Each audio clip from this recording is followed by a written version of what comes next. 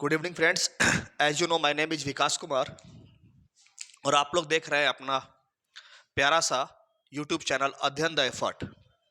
इस चैनल पर हम लोग जेएसएससी जेई का जो जनरल इंजीनियरिंग का जो पेपर है उसके क्लासेस कंटिन्यूएशन में थे, वीडियो लेक्चर कंटिन्यूएशन में है। आज जो है हम लोग एक नया टॉपिक डिस्कस करेंगे, that is series RL circuit. Series RL circuit. Before starting the topic एक छोटा सा प्रमोशन। जो लोग भी चैनल पे नए हैं वो लोग काइंडली चैनल को सब्सक्राइब कर ले। जो वीडियोस आ रहा है उसको लाइक कीजिए, शेयर कीजिए और कमेंट कीजिए। ठीक है, जो भी आपको नहीं समझ में आ रहा है वो आप कमेंट बॉक्स में कमेंट कर सकते हैं। ठीक है, चलिए तो फिर शुरू करते हैं सीरीज आरएल सर्किट। अगर हम लोग सीरीज आरएल सर्किट की बात करें तो इसका जो सर्किट होगा इसमें एक pure resistive element, purely resistive element R और एक प्योरली इंडक्टिव एलिमेंट एल को हम लोग सीरीज में कनेक्ट कर देंगे और इस कॉम्बिनेशन को एक एसी सप्लाई के थ्रू पावर जो है इसको डिलीवर करेंगे। ठीक है, तो ये जो आपका एसी सप्लाई है इसका वोल्टेज का equation V is equal to V M sine of omega T है और ये एक करंट I जो है ये दे रहा है। इस एसी सोर्स से करंट I जो है यहां पर आरएल सर्किट को जा रहा है। आर के क्रॉस जो वोल्टेज ड्रॉप मिलेगा दैट इज VR और एल के क्रॉस जो वोल्टेज ड्रॉप मिलेगा दैट इज VL।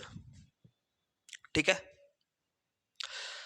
तो अभी हम लोग क्या देखें कि एक प्योरली रेसिस्टिव सर्किट आर और प्योरली रेसिस्टिव एलिमेंट एल, इनको आपस में हम लोग सीरीज में कनेक्ट कर दिए हैं और सप्लाई दिए हैं एक एसी सोर्स से। एसी सोर्स का वोल्टेज कितना है, वीएम साइन ओमेगा टी है।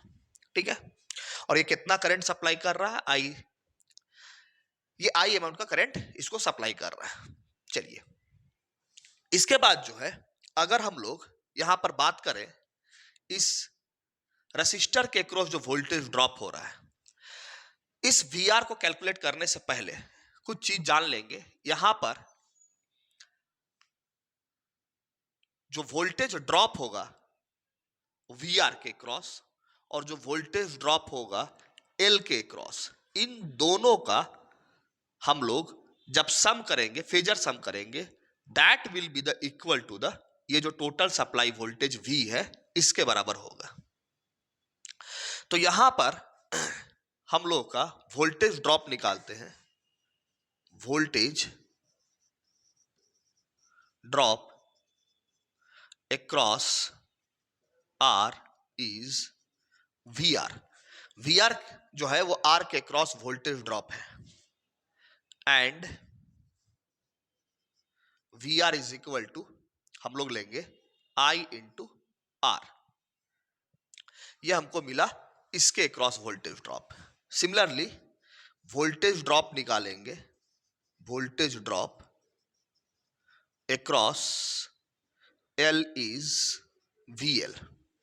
देखिए, इसके क्रॉस वोल्टेज ड्रॉप निकालने से पहले एक बात ध्यान में रखिएगा, इसका यूनिट ओम होता है आर का और इंडक्टर का यूनिट हेनरी होता है। ठीक है, जो इंडक्टर के अक्रॉस रेसिस्टिव पार्ट होता है उसको, मतलब इस इंडक्टर के अक्रॉस जो इसका हम लोग प्योरली इंडक्टिव सर्किट जो देखे हैं उसमें इस इंडक्टर का जो रेसिस्टेंस निकाले हैं दैट इज एक्सएल।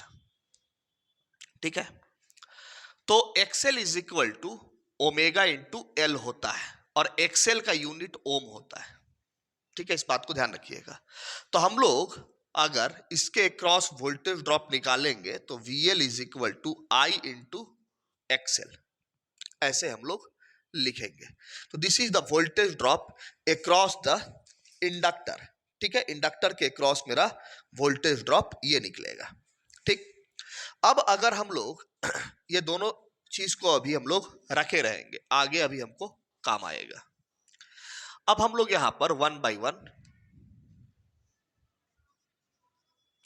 सबसे पहले थोड़ा सा फेजर डायग्राम को देख लेते हैं, ठीक है। सबसे पहले हम लोग फेजर डायग्राम को देखते हैं। ये जो रसिस्टर है, इसके क्रॉस जो वोल्टेज ड्रॉप हो रहा है that is V R. Resistor के क्रॉस जो वोल्टेज ड्रॉप है दैट इज वी आर।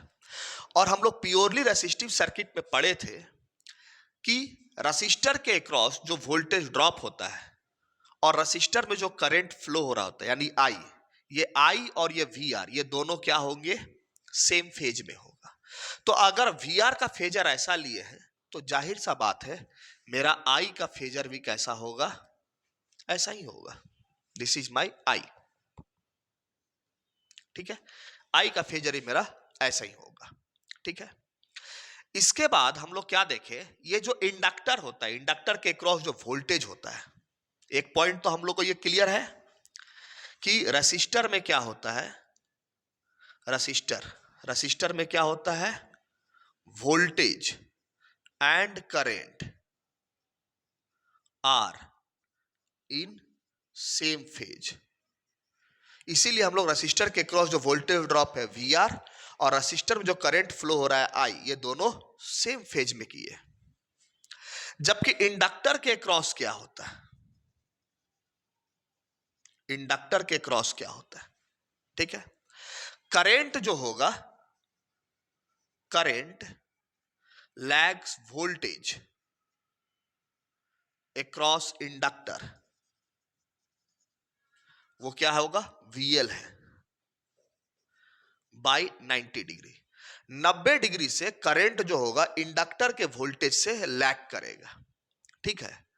तो इसका मतलब हम लोग इंडक्टर का वोल्टेज कहां बनाए, तो अगर हम लोग इंडक्टर का वोल्टेज ऐसा बना देते हैं, ठीक है, अगर हम लोग इंडक्टर का वोल्टेज इस तरह से बनाते हैं VL, तो देख लीजिए VL से ये जो करंट है ये एग्जैक्टली 90 डिग्री से लैग कर रहा है। लैग मतलब क्लॉकवाइज डायरेक्शन में देखेंगे तो इंडक्टर का वोल्टेज ऐसे लेंगे तभी तो करंट 90 डिग्री से लैग करेगा। इसलिए हम लोग का ये जो VL है ये ऊपर की ओर होना चाहिए, तभी तो करंट जो होगा इंडक्टर में, क्योंकि इंडक्टर में भी यही आई करंट फ्लो कर रहा है, सीरीज में है ना दोनों R और L, तो जो करंट यहां मिलेगा वही करंट यहां भी मिलेगा। तो ये आई जो है, ये आई और वी आर सेम फेज में है, लेकिन VL कहां रखे कि आई जो है वो लैग करे 90 डिग्री से, तो हम लोग VL ऊपर खींचेंगे तभी तो आई जो है वो 90 डिग्री से लैग करेगा। और ये जो हमको मिला दिस इज योर V, ये वाला V है, ठीक है। तो this is your actually phasor diagram. आप वीडियो को पॉज करके ये बातें लिख सकते हो, ठीक है। आप वीडियो को पॉज करके ये बातें आराम से लिख सकते हो, पॉइंट्स को लिख सकते हो, ठीक। चलिए अब अगर हम लोग, ये तो फेजर डायग्राम था, ठीक। इस फेजर डायग्राम के हिसाब से एक होता है वोल्टेज का ट्रायंगल, ठीक है। तो वोल्टेज ट्रायंगल जो है अगर आप बनाइएगा तो वोल्टेज ट्रायंगल भी बिल्कुल ऐसा ही बनेगा। हाँ, वोल्टेज ट्रायंगल ये एक राइट एंगल ट्रायंगल होता है, ठीक है। तो इसमें क्या है, वोल्टेज ट्रायंगल में ये आपका वी आर खींच दिए हैं हम लोग, ठीक है। और यहां से ये आपका VL है और ये आपका V है और ये एंगल क्या है, फाई है। यहां पर भी ये एंगल क्या है, फाई है, ठीक है। ये जो एंगल है ये आपका क्या है, फाई है। क्लियर हो गया चीज। अब आप देख सकते हैं अगर हम लोग ये एंगल फाई यहां से निकालें, अगर हम लोग इस एंगल फाई को निकालना चाहें तो अगर हम लोग यहां से कॉस फाई निकालेंगे तो हम लोग cos phi B by H होता है। B मतलब बेस, बेस क्या है मेरा VR और H क्या है मेरा हाइपोटेनस क्या है, ये V है, ठीक है। ये मेरा यहां 90 डिग्री है, ठीक है। इधर भी 90 है, यहां भी 90 बनेगा, ठीक है। तो ये 90 डिग्री है, तो ये this is a right angle triangle. तो cos फाई का वैल्यू आप क्या निकाल सकते हो, VR by V। This is your voltage triangle, ठीक है। आप में से कुछ लोग जो है जिनको लग रहा है आप आसानी से वीडियो पॉज करके ये वोल्टेज ट्रायंगल जो है इसको आप फॉर्म कर लो। ठीक है, अब हम लोग देखेंगे इंपीडेंस। ठीक है, इधर हम लोग काम करते हैं, ये फेजर डायग्राम मिटा देते हैं। ठीक है, अब हम लोग निकालेंगे इंपीडेंस, आरएल सर्किट का इंपीडेंस निकालेंगे। इंपीडेंस जैसा कि हम लोग बताए थे, हम आपको पहले ही बताए हैं, इंपीडेंस में आपको आर और जो आपको इंडक्टिव पार्ट या कैपेसिटिव पार्ट रहता है उसका कॉम्बिनेशन होता है। ठीक है, तो यहां पर भी अगर हम लोग देखेंगे इंपीडेंस कैसे निकालेंगे, तो टोटल वोल्टेज है मेरा V, यही है, और ये इन दोनों में बटा है, तो मतलब हम लोग VR प्लस VL ऐसे लिख सकते हैं।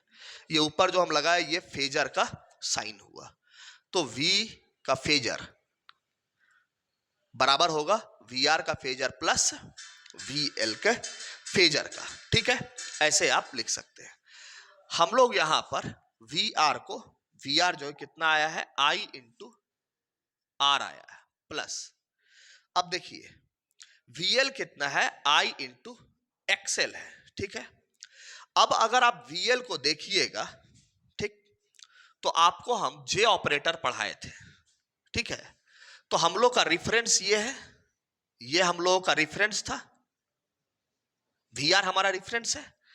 यहां से अगर इस रेफरेंस से VL कितना है, आपको इस रेफरेंस से VL जो है ये एंटी क्लॉकवाइज डायरेक्शन में है, कितना डिग्री शिफ्ट करके मिल रहा है 90 डिग्री, तो इसीलिए यहां प्लस J लिखेंगे VL के लिए, क्योंकि ये VL क्या है रेफरेंस से 90 डिग्री पे मिला है। ठीक है, तो J into I into XL लिखेंगे।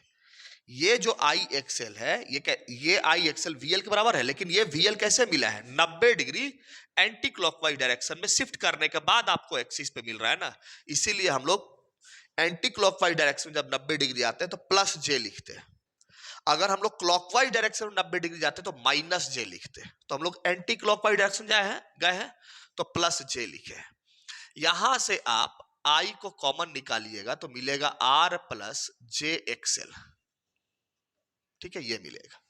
ठीक है, अब हमारा इसका काम हो गया है, तो इसको हम मिटा देते हैं। ठीक है, तो यहां से अगर आप V बाई आई लिखिएगा तो ये हो जाएगा R प्लस JXL। ठीक है, और इस V बाई आई को ही हम लोग क्या बोलते हैं, Z बोलते हैं, तो Z is equal to R plus JXL। This is the impedance of RL circuit. ये क्या है, इंपीडेंस ऑफ RL सर्किट। आप आराम से वीडियो को पॉज करके यहां पर लिख सकते हैं। ठीक, अब अगर इस इंपीडेंस का हम लोग मैग्नीट्यूड निकालेंगे, ठीक है, तो आपका रियल क्वांटिटी R का square plus imaginary quantity XL का स्क्वायर, तो this is the magnitude of the impedance. अगर हम लोग यहां से थीटा निकालेंगे या फाई निकालेंगे, ठीक है, तो वो कितना, क्योंकि हम लोग हर जगह फाई लिए हैं यहां पर, तो tan inverse of XL by R, this is your phi, ये एंगल हो गया, इसको पावर फैक्टर एंगल ही बोलते हैं इस फाई को। ठीक है, तो phi is equal to tan inverse of XL by phi, ये भी आपका आएगा। ठीक है, आप चाहें तो हर जगह XL की जगह ओमेगा L भी पुट कर सकते हैं, बट इसका कोई अभी जरूरत है नहीं। तो फाई इज इक्वल टू कितना हो गया आपका tan inverse XL by R। ठीक है, चलिए, तो यहां तक आप क्या क्या निकाल लिए, इंपीडेंस निकाल लिए, ठीक है, और एंगल फाई जो है इसका वैल्यू भी आप फाइंड आउट कर लिए। ठीक, अब अगर हम लोग एक इंपीडेंस ट्रायंगल, इसको मिटाते हैं, अब अगर हम लोग एक इंपीडेंस ट्रायंगल देखें, ठीक है, इंपीडेंस ट्रायंगल, तो क्या होता है, this is a right angle triangle in which base is real part and perpendicular is imaginary part of the impedance.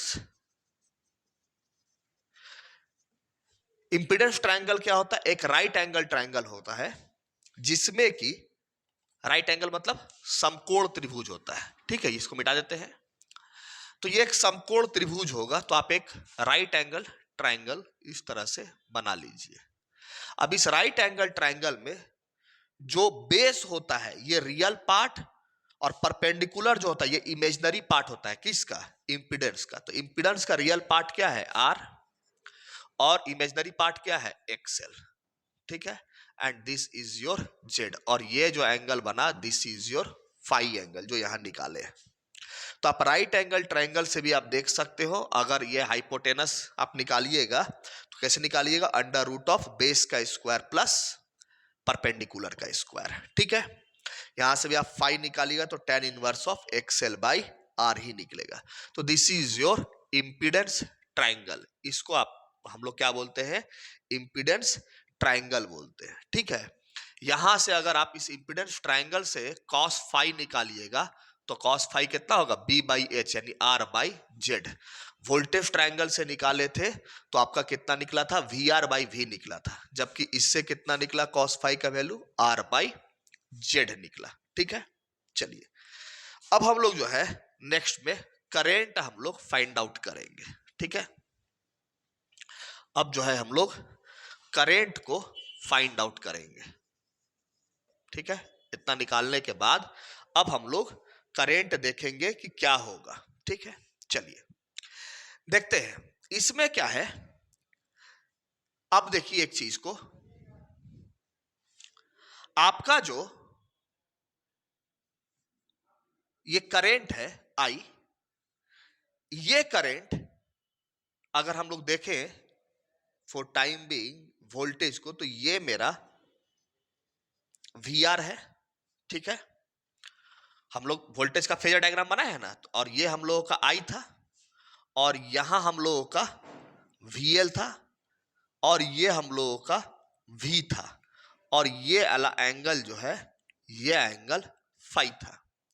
तो आप बोल सकते हो क्या ये वाला भी यही ना है? यही वी है ना? v is equal to V M sine omega T. आप इस फेजर डायग्राम को देख के बोल सकते हो क्या कि ये आई जो है इस वोल्टेज से फाई एंगल से क्या किया है? लैग किया है। ठीक है, ये आई जो है इस वोल्टेज से, दिए गए वोल्टेज से आपका क्या कर रहा है? लैग कर रहा है। इस डायरेक्शन में है, देखिए यहां से इस डायरेक्शन में करंट बन रहा है क्लॉकवाइज डायरेक्शन में, ये क्लॉकवाइज डायरेक्शन है। तो क्लॉकवाइज डायरेक्शन में ये फाई एंगल से क्या किया है? लैग किया है। तो यहां पर आई का जो वैल्यू लिखिएगा जब, तो एक तो इसका मैक्सिमम वैल्यू होगा आई एम। ठीक है, और ये होगा साइन ओमेगा टी। ये साइन ओमेगा टी में कितना से लैग किया है? फाई से। तो लैग किया इसीलिए माइनस लिख दिए, लीड होता तो प्लस लिखते हैं, लैग किया तो माइनस लिखेंगे। कितना एंगल से किया है? तो फाई एंगल से किया है। तो जो करंट का इक्वेशन बनेगा वो कितना बनेगा? I is equal to I M sine of omega T. और ये जो आई एम का वैल्यू होता है, ये जो आई एम का वैल्यू होता है, ठीक है, ये कितना होगा? तो वी एम बाई जेड होगा। ठीक है, ये आई एम का वैल्यू कितना होगा? V M by Z. जो भी ये मैक्सिमम वैल्यू है उसको डिवाइड कर दीजिए इसका जो इंपिडेंस आप निकाल के रखे हैं उससे। ठीक है, तो वी एम बाई जेड कीजिएगा तो आपको क्या मिल जाएगा? I am. और ये जो होता है ये मैग्नीट्यूड होता है। ठीक है, तो आप जो है यहां पर वी एम बाई जेड करके निकालिएगा तो you will get the value of maximum current. ये हम लोगों का आई का वैल्यू, आई का वैल्यू जो है इक्वेशन जो है वो अपने को मिल गया। ठीक है, अब हम लोग यहां पर अगर हम लोग वोल्टेज और करंट का वेव फॉर्म देखें, ठीक है, वोल्टेज और करंट का वेव फॉर्म देखें, ठीक है, वेव फॉर्म देखें तो देखिए ये ओमेगा टी एक्सिस है और ये मैग्नीट्यूड है। वोल्टेज कॉमा करंट दोनों का हम लोग यही लेंगे। तो वोल्टेज तुम्हारा Vm साइन ओमेगा टी, तो इसका 0 पॉइंट यहां से रहेगा, इस तरह से हम लोग निकाल देंगे। ये VL थोड़ा नीचे बना लेते हैं, ठीक है, ऐसे हो गया। अब जो है ये 0 है, ये पाई है, ये 2 पाई है। अब करंट लैगिंग है कितना से, 5 से, तो लैगिंग मतलब इसका 0 पॉइंट कुछ यहां से स्टार्ट होगा ऐसे, और ये जो है आपका 5 है। लैगिंग मतलब राइट साइड शिफ्ट होगा। तो ये वाला जो है ये वोल्टेज का वेव फॉर्म है, और ये वाला जो है ये करंट का वेव फॉर्म है। तो ये वोल्टेज और करंट का आपको आरएल सर्किट में जो है ये मिला, क्या चीज, वेव फॉर्म, ठीक है।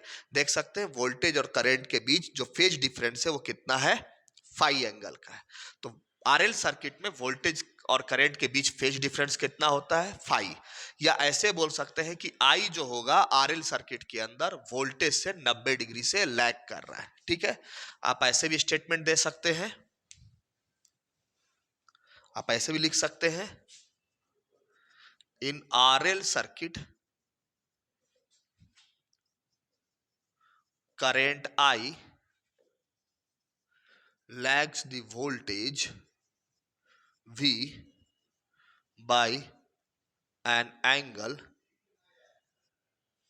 इधर लिख लेते हैं by an angle phi। ये phi एंगल से क्या कर गया, लैग कर गया। तो ये आपका हो गया वेव फॉर्म, ठीक है, वोल्टेज और करंट का। अब हम लोग जो है अगर पावर कैलकुलेट कर ले आरएल सर्किट के लिए, आरएल सर्किट के लिए अगर हम लोग पावर कैलकुलेट करें, पावर, ठीक है, तो पावर एवरेज वैल्यू होता है, और V इंटू आई करेंगे। V का वैल्यू कितना है, Vm साइन ओमेगा टी है, और I का वैल्यू कितना है, तो I का जो वैल्यू है वो है Im sign omega T minus 5, ऐसे है। यहां पर जो है आप वो Vm Im ऐसे लिख देते हैं, sign omega T into sine omega T minus 5, ऐसे कर लेते हैं। हम लोग यहां अगर 2 से डिवाइड किए और 2 से यहां मल्टीप्लाई कर दिए तो कोई मैथमेटिकली फर्क नहीं पड़ेगा। 2 से डिवाइड किए, 2 से मल्टीप्लाई कर दिए, कोई मैथमेटिकली फर्क नहीं पड़ेगा। लेकिन ऐसा करने से ये क्या है, ये 2 साइन ए इंटू साइन बी के फॉर्मूला में आप ट्रिग्नोमेट्री के 2 साइन ए इंटू साइन बी के फॉर्मूला में आप तोड़ सकते हैं, ठीक है। तो 2 साइन ए इंटू साइन बी का आप फॉर्मूला लगा दीजिए। देखिए 2 साइन ए इंटू साइन बी आपका कितना हो जाएगा, cos A minus B minus cos A plus B, इतना आएगा, ठीक है। और यहां आएगा 1/2, ऐसे, ठीक है, कॉस ए माइनस बी और divide by cos A plus, sorry divide बोलते हैं minus cos A plus B. इस फॉर्मूला में अगर हम इसको बैठाएंगे तो पी एवरेज का जो वैल्यू है कितना आएगा, Vm Im, अच्छा ये बाई 2 नहीं होता है, ठीक है, ये बाई 2 यहां पर नहीं होगा, ठीक है, इतना आएगा, ठीक। तो ये हो जाएगा Vm Im बाई 2, ये रखे रहने दिए, और इसको तोड़ दिए आप cos A minus B. A minus B बोले तो ए हो गया मेरा ओमेगा टी,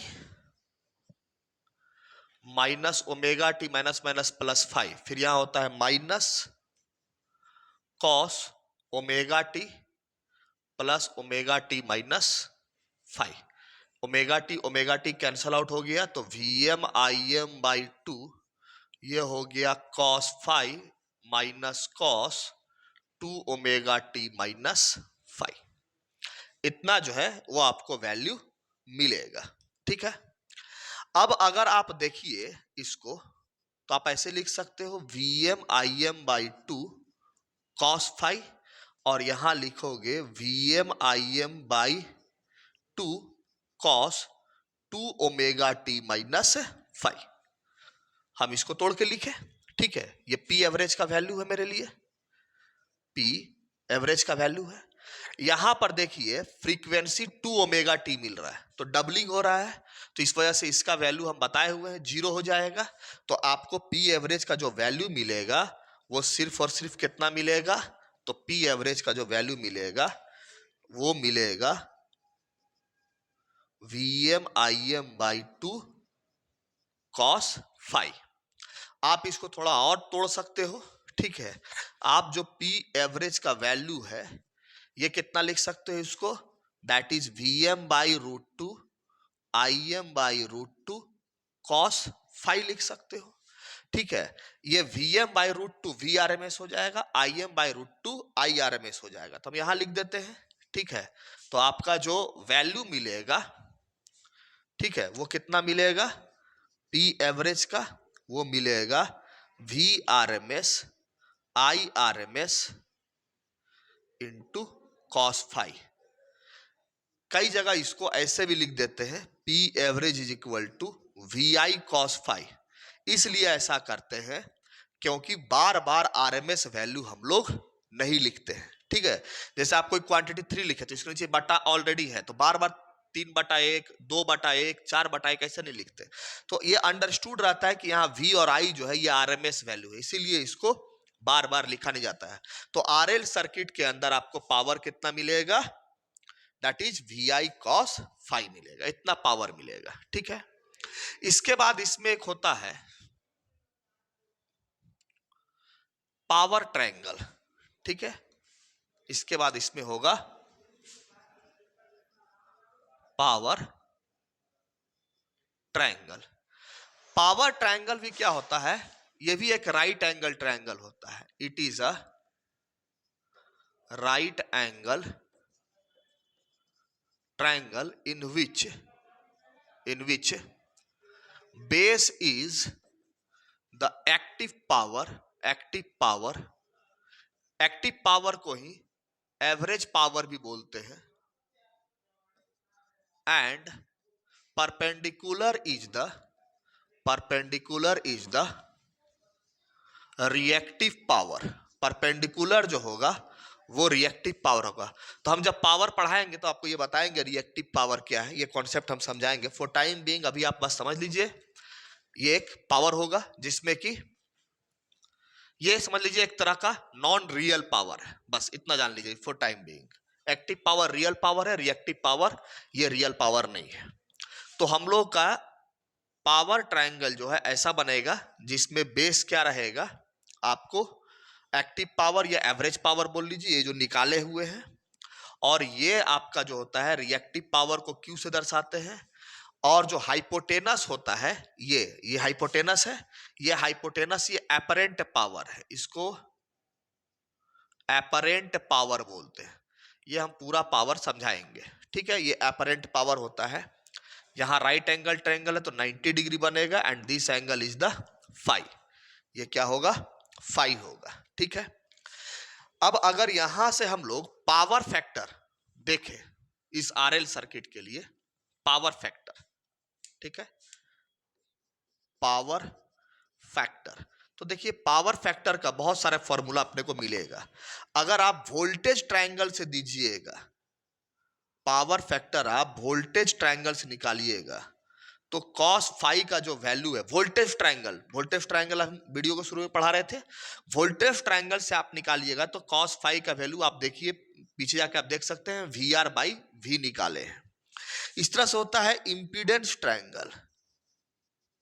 अगर आप इंपीडेंस ट्रायंगल से पावर फैक्टर दीजिएगा cos phi is equal to, ठीक है, तो हो जाएगा आर बाई जेड। अगर आप पावर ट्रायंगल से दीजिएगा, अगर आप पावर ट्रायंगल से दीजिएगा तो कॉस फाई का वैल्यू कितना लिख सकते हैं, कॉस फाई का वैल्यू पी बाई एस लिख सकते हो। तो आप किसी से भी पावर फैक्टर का ये फॉर्मूला भी सही है, पावर फैक्टर का ये फॉर्मूला भी सही है, पावर फैक्टर का ये फॉर्मूला भी सही है, ठीक है। आप पावर फैक्टर एक ऐसे भी लिख सकते हो, इसको मिटा दे रहे हैं, जब आप इंपीडेंस ट्रायंगल बनाए थे, ठीक है, मतलब इम्पीडेंस ट्रायंगल बोलते हैं, सॉरी, जब आप इम्पीडेंस लिखे थे Z is equal to R plus J XL, तो यहां से फाई का वैल्यू आप निकाले थे tan inverse of imaginary by real, XL by R. आप यहां से भी पावर फैक्टर दे सकते हो, आप यहां से भी पावर फैक्टर का फॉर्मूला लिख सकते हो, ठीक है, that is cos phi. Power factor यही होता है, कॉस ऑफ फाई।